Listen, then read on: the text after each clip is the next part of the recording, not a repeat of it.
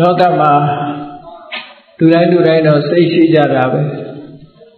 သို့သောလူတိုင်းရဲ့စိတ်ထားဟာမြင့်မြတ်သလားလို့ဆိုရင်မမြင့်မြတ်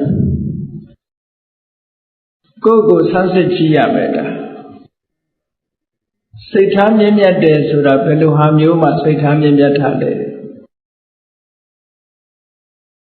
ဒုတိယတွေဟာစိတ်ထားမြင့်မြတ်မှုရှိကြရဲ့လားကိုယ့်ကိုဆန်းစစ်ပြီးတော့ကြည့်စိတ်ဆိုတာတော့လူတိုင်းမှာပဲရှိတယ်ထိုစိတ်နဲ့သဘောထားမြင့်မြတ်တဲ့ပုဂ္ဂိုလ်ဟာတကယ်မြင့်မြတ်တဲ့ပုဂ္ဂိုလ်မှသာလဲစိတ်သဘောထားကလည်းမြင့်မြတ်တယ်တဲ့ပုဂ္ဂိုလ်မြင့်မြတ်တယ်ဆိုတာစိတ်ဓာတ်မြင့်မြတ်လို့ပုဂ္ဂိုလ်လည်းပဲမြင့်မြတ်တယ်လို့ခေါ်တာစိတ်ထားမြင့်မြတ်တဲ့ပုဂ္ဂိုလ်ဆိုတာမြင့်မြတ်တဲ့စိတ်ထားရှိလို့စိတ်ထားမြင့်မြတ်တဲ့ပုဂ္ဂိုလ်ရှိတယ်အဲ့တော့မြင့်မြတ်တဲ့စိတ်